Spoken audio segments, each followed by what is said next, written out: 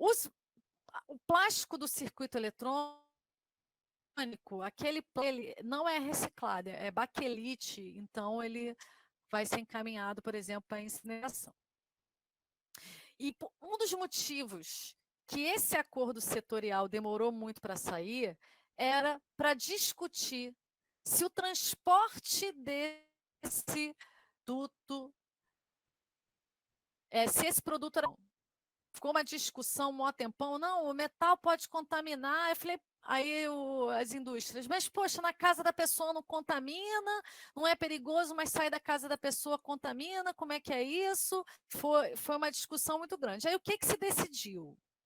Até o ponto de consolidação, que é o local onde vai ter a desmontagem do produto eletroeletrônico, ele não é resíduo perigoso. Então, pode ser transportado num veículo comum. Chegando no ponto de consolidação e ocorrendo a sua desmontagem, dependendo do que for transportado, no caso, o circuito eletrônico, os metais ali, e outros componentes, por exemplo, da lâmpada, entre outras coisas do circuito eletrônico, aí o transporte desse material tem que seguir as especificações da Agência Nacional de Transporte Terrestre, que é a ANTT, né? A legislação mais recente da ANTT é a 6.232 de 2016, que é uma legislação que vem desde o livro laranja, do Orange Book da ONU, e o Brasil é signatário do transporte de produtos perigosos, assim como outros países, e segue essa legislação. A Agência Nacional de Transporte Terrestre fez a tradução e esse documento deve ser seguido para qualquer empresa que faça transporte de produtos perigosos. E a destinação final ambientalmente adequada vai depender. Pode ser incineração, pode ser reciclagem, se for reciclagem, ou pode ser importação para reciclar em outro lugar. Pode passar, por favor. Gente, isso também está lá no acordo setorial, a qualidade está meio ruim, porque eles colocaram no site da CINI, que é o Sistema Nacional de Informações de Resíduos Sólidos, nem um PDF, eles colocaram como se fosse um arquivo que eles imprimiram e escanearam, por isso que está feio assim, desculpa. Mas aí eu copiei e colei para mostrar para vocês. Mas só para vocês verem como é que as coisas vão demorar. Esse sistema de logística reversa de eletroeletrônicos, ele só vai entrar em vigor em 2021, inicialmente com municípios com mais de 80 mil habitantes, e está previsto para 2021 apenas 1% de todos os eletroeletrônicos serem recolhidos. E lá no ano de 2025 vai ter 17%. Então é um processo assim lento. Então, no primeiro ano, se vocês observarem aí, o Rio de Janeiro tem uma tabelinha ali, ó, número de cidades atendidas pelo sistema. No primeiro, serão 3 cidades no estado do Rio, então 2021, 3 cidades, 2022, 7 cidades, 2023, 20, 2024, 28 e 2025, 20 e 33. Gente, é engraçado, às vezes eu esqueço que a gente está em 2020. Eu falei 2025, a ideia para mim que tinha 10 anos até lá, nada, tem 5. Não sei se vocês têm essa sensação, mas eu tenho. Aí, essa outra tabela que está à esquerda, à direita da tela, mostra quais são os municípios que vão ser os primeiros a terem um sistema de logística reversa de eletrônicos, ou seja, coleta residencial nesses locais e também mais pontos de descarte. Então, Rio de Janeiro, com uma população de 6.688.000, São Gonçalo, que é o segundo município mais populoso do estado do Rio de Janeiro e, pelo visto, o 16º do Brasil. Aí vem Duque de Caxias e Nova Iguaçu, que são muito populosos também. Duque de Caxias, 914.383 e Nova Iguaçu, 818.875. Então, esses municípios, provavelmente Nova Iguaçu não, mas pode ser que já tenha. Ano que vem já coleta residencial e mais pontos de coleta de eletroeletrônicos. Enquanto isso, o que eu faço? Enquanto isso, a prefeitura tem essa responsabilidade. Como eu falei, toda prefeitura tem um disque para coleta de resíduo especial, volumoso. Todo mundo paga isso no IPTU. Então, você liga lá a agenda e ela vai, por exemplo, fazer o recolhimento e a destinação da geladeira, do fogão, de uma máquina de lavar, de um sofá. Não precisa deixar na linha do trem. A prefeitura faz esse trabalho e também pode doar para alguém. E tem alguns pontos de coleta, de celular, de laptop, que ainda são independentes, tá? Por exemplo, a Samsung, ela coloca coletores, a Motorola coloca coletores, não sei se a HP coloca, mas tem uma outra de notebook que coloca coletores, mas é um processo independente. Pela Green Electron, que é a entidade gestora, ainda não tem no estado do Rio de Janeiro. É o que eu vou mostrar no próximo slide. Pode passar, por favor.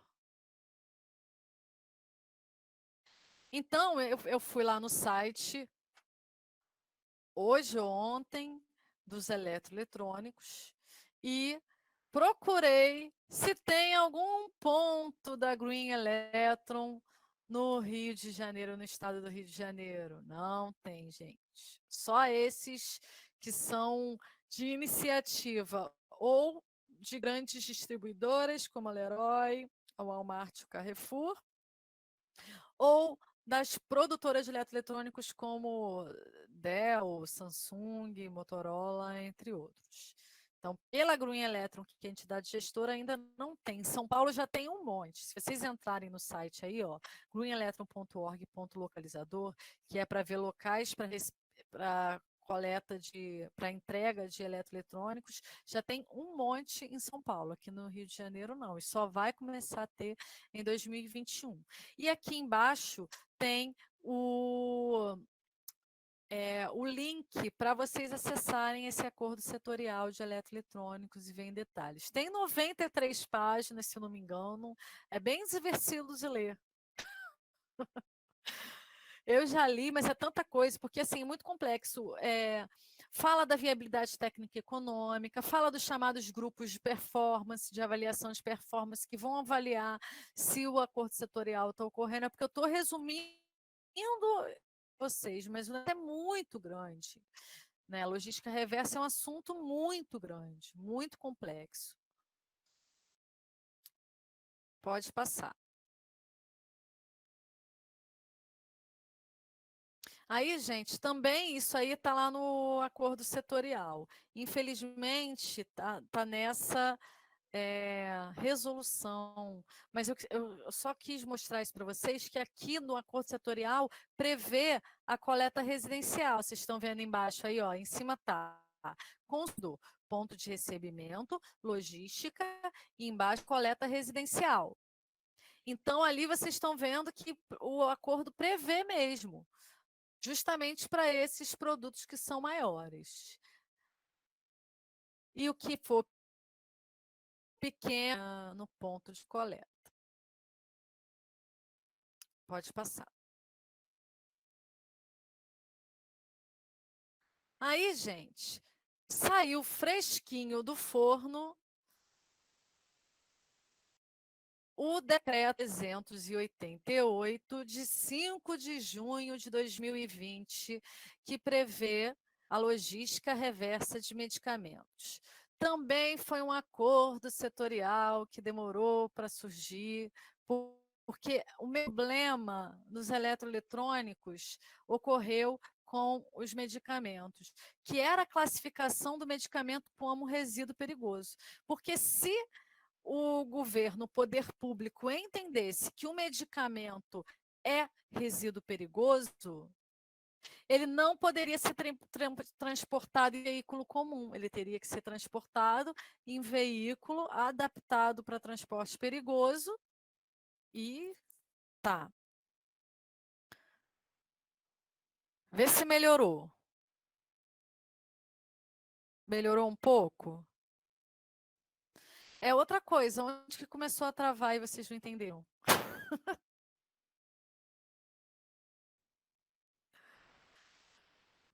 Vocês, porque eu não sei, de repente, porque o que acontece? Nesse caso do medicamento, ah, tá. Porque nesse caso do medicamento, gente, não tem nem gráfico na internet. Eu, por exemplo, eu vou ter que, com agora mais tempo, montar um fluxograma, eu vou fazer isso, depois até passo para vocês, do processo da logística reversa. Não tem ainda, é uma coisa muito recente, acabou de começar, tá? Porque foi 5 de junho de 2020, só vai entrar em vigor dia 5 de dezembro de 2020. Então, como eu falei, teve esse mesmo impasse, que o medicamento era resíduo perigoso ou não era resíduo perigoso? Porque se fosse perigoso, se o entendimento do poder público, das câmaras técnicas da área, fosse que medicamento é resíduo perigoso, ele não poderia ser transportado em veículo comum, ele deveria ser transportado em veículo especial, conforme a regulação da ANTT 6232 de 2016. Depois de muitas conversas, a ABNT foi a primeira, ela fez uma norma 64.457. Deixa eu ver aqui o número da norma da BNT, gente. Eu acho que é 64.457. 16 mil, ó. Essa é a norma da ABNT que foi feita para a logística reversa de medicamentos.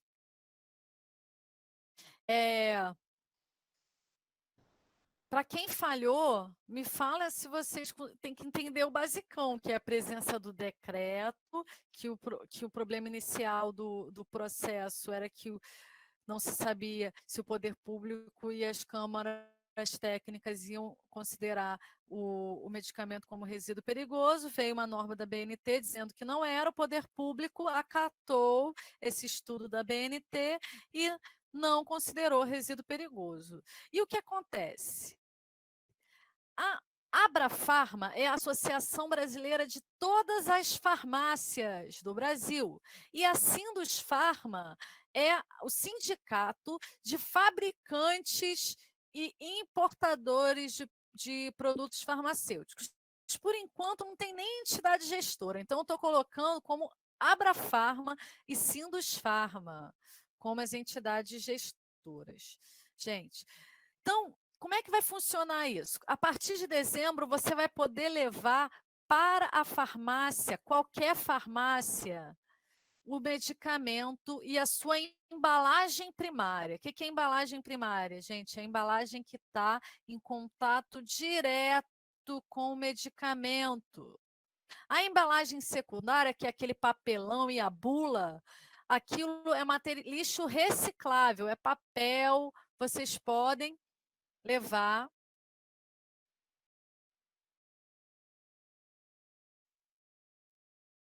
Nossa, óculos de grau. Então, teoricamente, óculos de grau é um vidro plano e ele não acaba sendo reciclado, porque o que é reciclado é o vidro de embalagem. Então, para isso, gente, existe a chamada, não sei se vocês conhecem o portal eCicle. Eles fizeram um grande banco de dados, que lá você coloca o seu CEP e o que você quer descartar, e eles vão dar uma solução. Tá bom, Tiffany? Eu também vou tentar ver se eles têm isso. Mas é o que eu falo. Geralmente, quando tem alguma dúvida que eu não procurei saber, eu falo assim: vai no portal da Ciclis, tem um grande banco de dados para isso, para o que você quiser descartar. Então, continuando. A embalagem primária que está em contato direto com a pomada, com o xarope e com o comprimido, aquilo tem o resíduo do medicamento. Então, é descartado junto. Você vai descartar a cartela com o comprimido dentro. A embalagem de papelão e a bula é reciclável, não precisa, você vai encaminhar para reciclagem. Aí você vai poder entregar em qualquer farmácia. Aí como é que vai ser esse processo? Vai ser assim, todo dia as farmácias recebem medicamentos. Todo dia chega remédio na farmácia. O que tem de gente que toma remédio, né? Por isso que a indústria farmacêutica está desse jeito. Então, todo dia está chegando remédio na farmácia e o carro que leva o remédio vai ser o mesmo carro que vai recolher o medicamento vencido. Vai ter um recipiente especial para recolher o medicamento vencido, que vai ser separado dos medicamentos que não estão vencidos, novos, e com isso vai ser no mesmo carro. Em um recipiente só. O representante da Abrafarma disse isso, que não vai lotar os carros que fazem o fornecimento de medicamento vencido. Não, eles vão carregar um recipiente por dia e que isso é viável porque, é, porque todo dia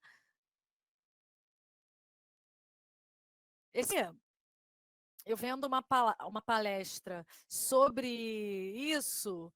A Abrafarma diz que ela entrega no Brasil, gente, olha, para vocês terem uma ideia do passivo ambiental que os remédios representam. A Abrafarma entrega no Brasil 6 milhões de medicamentos por dia,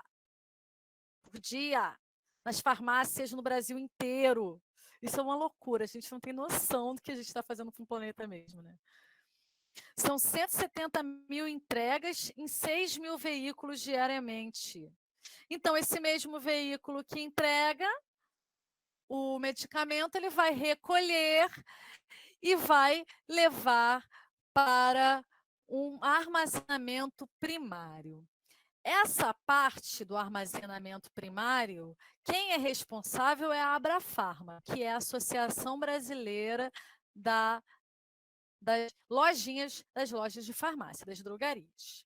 Chegando no local de armazenamento primário, quem entra em ação é a Sindusfarma, que é a Associação dos Fabricantes e Importadores de Medicamentos. Aí a Sindusfarma vai ter que contratar veículos para recolher esses medicamentos e levar para a destinação. E quais são a destinação? Não pode reciclar, gente, é uma questão sanitária. Mesmo que seja possível, não pode reciclar medicamento nem recuperar. Então, a destinação ela tem 3 formas, que em ordem de prioridade. A prioridade é a incineração. Se o local da Sindusfarma, que ela estiver fazendo o recolhimento, tiver um incinerador próximo e houver viabilidade econômica, vai para incineração. Segunda forma de destinação, o coprocessamento, é colocar em forno industrial de sementeira, porque entende-se que o medicamento também, com aquele plástico da embalagem primária, vai ter poder calorífico para alimentar um forno. Eu não consegui ainda pensar e visualizar nisso, mas eu fico imaginando as emissões gasosas que isso pode gerar, né, gente? A partir das quantidades, de um monte de substância que tem nos medicamentos. Eu vou até dar uma olhada nisso, porque é um negócio recente, mas eu acredito que isso não seja tão seguro assim, não. Tem que ver como é que vai ser esses filtros, isso vai tornar ainda mais diferenciado as emissões gasosas de cimenteira, por exemplo. Não sei se quimicamente como é que vai ser isso, né? Preciso até avaliar. E a terceira forma de destinação é aterro de classe 1. O que é aterro de classe 1? É aterro a resíduo perigoso. Aí é engraçado, né? Não é resíduo perigoso para transportar, mas aí na hora que for disposto, não puder ser processar, vai ter industrial, que é aterro para resíduo perigoso. Aí são essas as. Isso é o acordo setorial dos medicamentos, da logística reversa de medicamentos. Enquanto isso, tem como eu destinar meu medicamento? Tem. Algumas prefeituras recebem medicamento e dão destinação. Então, você pode saber se na sua prefeitura isso ocorre. E tem o programa de descarte consciente. O programa de descarte consciente ele não tem muitos locais, farmácias que recolhem aqui no estado do Rio de Janeiro. Você vai no site do programa, coloca no Google Programa de Descarte Consciente, lá vai ter locais. Em Niterói tem, acho que Nova Iguaçu, não sei se tem farmácia que recolhe. Aí tem esse coletor aí que vocês estão vendo, que recolhe comprimidos separados de pomada. E esse é um programa que não tem nada a ver com a logística reversa, né? Com o tempo que vai acontecer, a logística reversa, ela vai substituir esse programa de descarte consciente, que é uma iniciativa voluntária. Acho que está chegando quase na hora de eu dar a palavra-chave, né? Sim. Carol ou Raíza? Posso falar, então? Vai falando aí. Então, a segunda palavra-chave é resíduo, pessoal. Agora vocês podem preencher o formulário que eu estou mandando aí e 30 minutos após o fim do minicurso, ele vai ficar aberto, depois a gente fecha ele. Então, é resíduo, a segunda palavra-chave. Resíduo. Depois disso, praticamente acaba a aula, gente. Todo mundo está cansado, inclusive eu. Amanhã tem mais. Alguém tem alguma dúvida de mais alguma coisa, gente?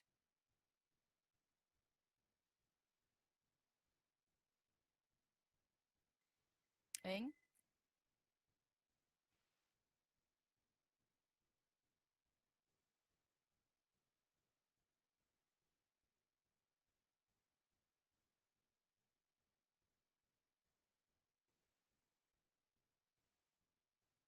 Acho que não, né?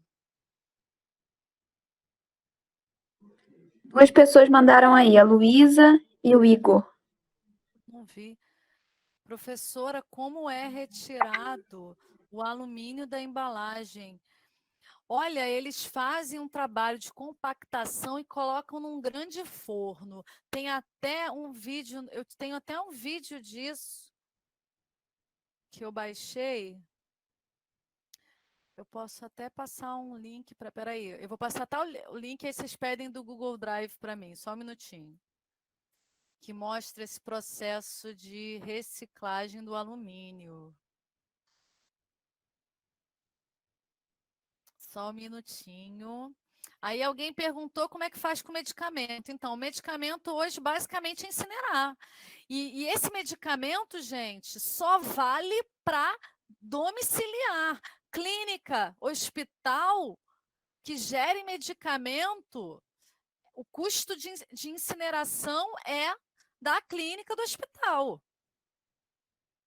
do laboratório. Não tem nada a ver. Eles não podem entregar na farmácia, por exemplo. Eles têm um custo. Então, vocês podem reparar. Para vocês terem uma ideia, o acordo setorial ele até permite que pequenos comércios entreguem eletroeletrônicos, que não sejam geradores. Mas é só para isso. O resto você tem que fazer esse processo. Eu vou aqui procurar o. É Latasa, tá? É só vocês colocarem isso. Eu estava tentando lembrar o nome da recicladora. Então, Igor, Latasa. Você coloca no YouTube, Latasa reciclagem de alumínio. E ali você vai ver perfeitamente como é que ocorre o processo, tá bom? Igor. Você está perguntando retirar o alumínio da embalagem, no caso de uma embalagem. Aí, na Tetra Pak, primeiro eles fazem um processo de lavagem e trituração com uma velocidade que vai permitir soltar o plástico do papel, tá? É um processo mecânico no caso da Tetra Pak. No caso do BOP, que é o plástico, o polipropileno biorientado, eu não sei como é a tecnologia, fico te devendo. Vou escrever até no caderninho aqui. Porque eu não tive. Eu até anotei, gente. Eu vou voltar a falar com vocês. Ó, perguntaram para mim ontem da gás de síntese em aterro, perguntaram para mim de laboratório de ensino, gestão de resíduos. Então, eu vou anotar, depois falo para você retirada de alumínio do plástico. Aí você quer saber, ô Igor? Porque no caso da Tetra Pak, ela começa com um processo mecânico. Mas esse caso do BOP, né, que a sigla é assim, ó, BOP, eu vou precisar dar uma olhada, uma estudada, porque eu nunca parei para ver isso. É um mundo que se abre nessa área de resíduos sólidos. Meu Deus, tem que ficar o dia inteiro estudando para saber. Retirar do alumínio do BOP. Mas é até bom esses processos que a gente às vezes nem pensa em pesquisar certas coisas, é a partir de uma dúvida de um aluno, de alguém que você tem uma conversa, uma troca, que muitos questionamentos surgem, então eu agradeço também por isso. Aí a outra perguntou, a Luísa Moreira, como é que faz o descarte dos medicamentos. Hoje, eu falei, atualmente é incineração, e no gerador, né, o hospital encaminha para incineração isso. Aí pode passar, por favor? Logística reversa de baterias. Tudo começou com essa resolução de São Paulo, né? Essa resolução de São Paulo, ela foi importante. Logo em seguida, teve o acordo setorial, que eu não coloquei o número aí, gente, mas ele foi assinado em agosto de 2019 e foi publicado em setembro. Já existia logística reversa de bateria. Atualmente, qualquer pessoa leva na oficina mecânica ou na loja que comprou, e a Moura, a Elia, já tem um sistema de recolhimento dessas baterias. E essas baterias de automotivas, elas são de chumbo ácido, por isso que o termo é chumbo ácido. Mas esse acordo setorial, ela foi mais importante porque para tornar esse processo específico para esse tipo de bateria, porque a quantidade de carros que tem no Brasil também é absurda. Pode passar, por favor. Aí, eu não consegui colocar essa parte na aula, eu só coloquei a figura, mas eu queria melhorar isso, porque eu não tive tempo. Mas é também recente, né, como eu falei para vocês, do ano passado. A entidade gestora é a IBER, que é o Instituto Brasileiro de Energia Reciclável, e ele está mostrando como é que ocorre esse processo. O consumidor devolve no comerciante, então o comerciante tem que recolher, depois vai vir um distribuidor, que quem vai arcar com os custos vai ser o fabricante, o importador da bateria. Esse distribuidor vai levar para a recicladora. E aí o chumbo, ele é recuperado, amém, né? Porque chumbo é uma coisa altamente tóxica. E o plástico também é recuperado. E depois que ele é recuperado, ele é devolvido ao fabricante. Então é isso, gente. Por hoje, a gente termina o assunto. Eu queria. Só ia fazer um comentário que é o seguinte. Vou até ligar a câmera aqui. Uma das maiores discussões que tem com relação à logística reversa é o seguinte: tem empresas que elas investem em melhores materiais, melhores embalagens para o seu produto, em outras fabricantes que não investem. Isso tudo é recolhido junto. Então, a logística reversa, ela parece ser lindo, mas ela nem é tão linda assim. Não é o mundo ideal. O mundo ideal é que haja separação do tipo de material, para que o investimento que foi feito pelo fabricante num produto mais reciclável, num produto menos tóxico, ele seja aproveitado depois dessa facilidade que mistura com outro que não é reciclável, que tem produto tóxico, a contaminação, isso prejudica o sistema. Então, o sistema de logística reversa ele é implementado de forma coletiva atualmente e tem esse problema. O caminho é ter padronização. Por isso que esses projetos de lei são importantes. Tem que padronizar os tipos de embalagem, as substâncias que tem na embalagem, os aditivos que tem na embalagem, entre outras coisas, justamente para que a logística reversa, que é implementada de forma coletiva, ela realmente funcione e seja um grande ganho para o meio ambiente. Já é, se pensar numa situação que quantos desses materiais já estavam indo. Exatamente, como o Edson falou, se não padronizar, sempre vai ter algum dando um migué e outro que está tendo o esforço de modificar os seus processos, de contribuir com a economia circular, é prejudicado pelo outro que não está tendo esse compromisso.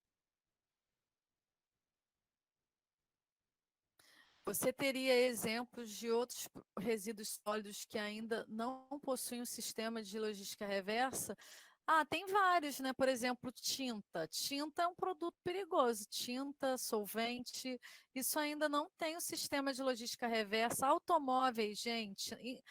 Na União Europeia tem logística reversa de automóveis. Em Portugal funciona desde 2018, desde 2019.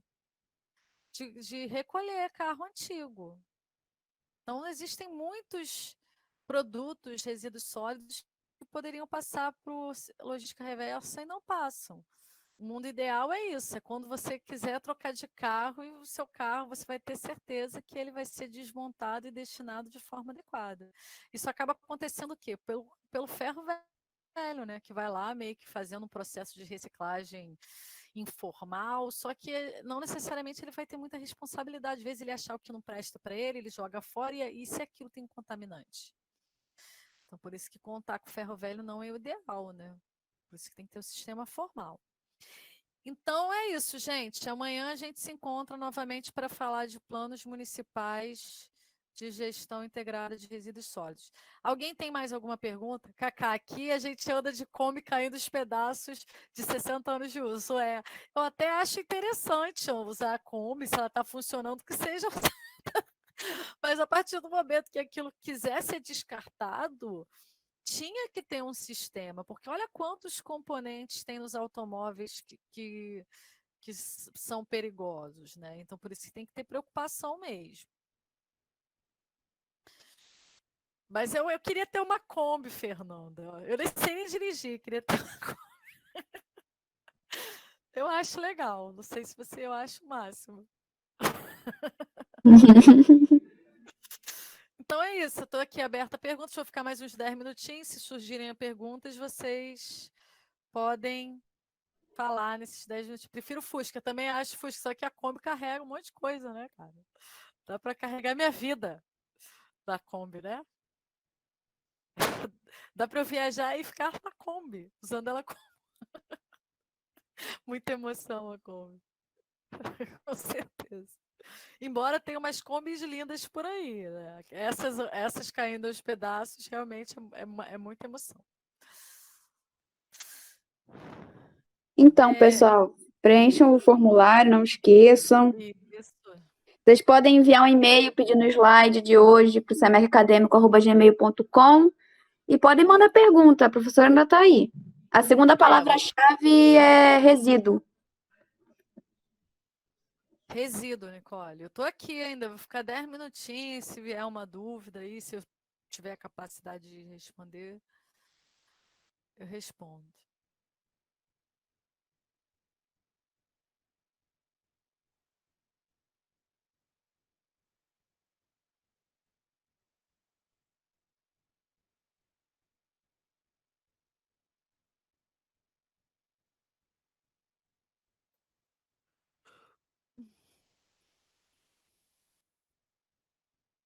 desativar a câmera aqui.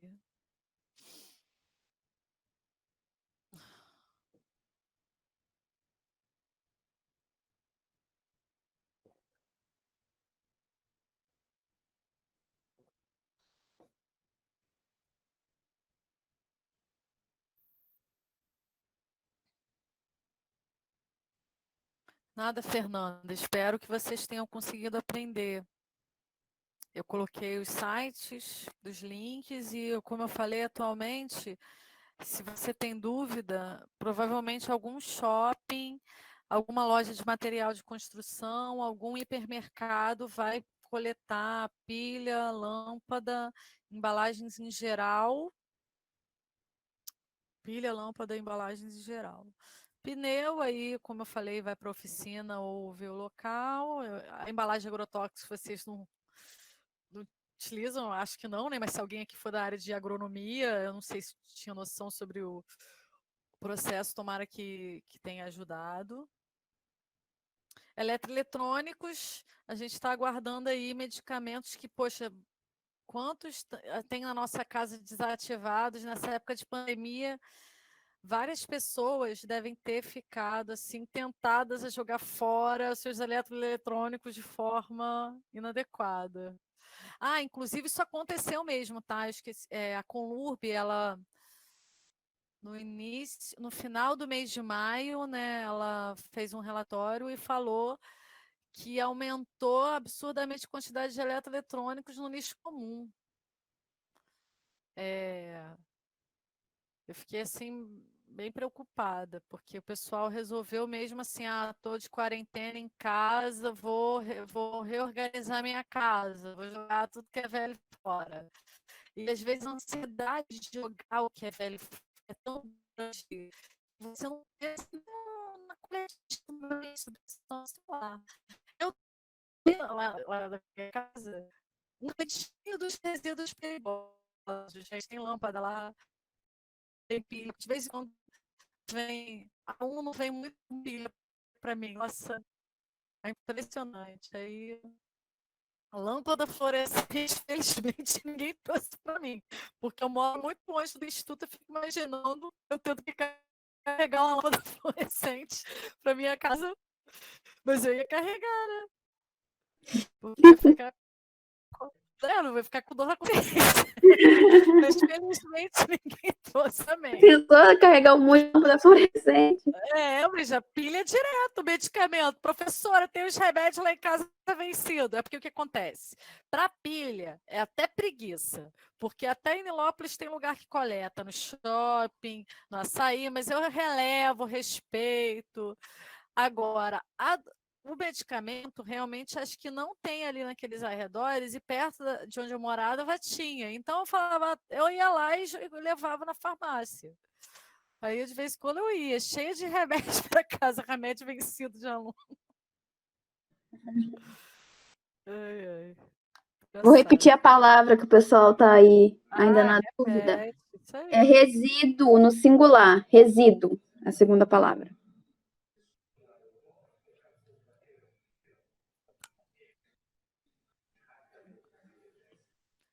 Nada, gente. Até amanhã. Que bom que vocês gostaram. Eu nem preparei o slide como eu gostaria, não tive tempo. Quero preparar mais organizadinho para umas coisas. Mas eu falei, né, de qualquer maneira está gravado, né? Então, mesmo se não esteja o detalhe organizado no slide, né? Já de eu ter falado e isso ter sido gravado já é um registro para depois, se alguém tiver uma dúvida. Acho que vamos finalizar então, né? Acho que o pessoal não tem mais dúvida hoje. Vou dar uma descansada agora. Todo mundo também descanse. Tudo bem. Então, eu vou vir aqui em nome da organização, agradecer a você, a professora Lídia, pela excelência do conteúdo e por mais um ótimo dia de minicurso. E também queria agradecer a todos vocês que estão aqui com a gente, abraçaram o evento, estão participando ativamente, estou gostando muito.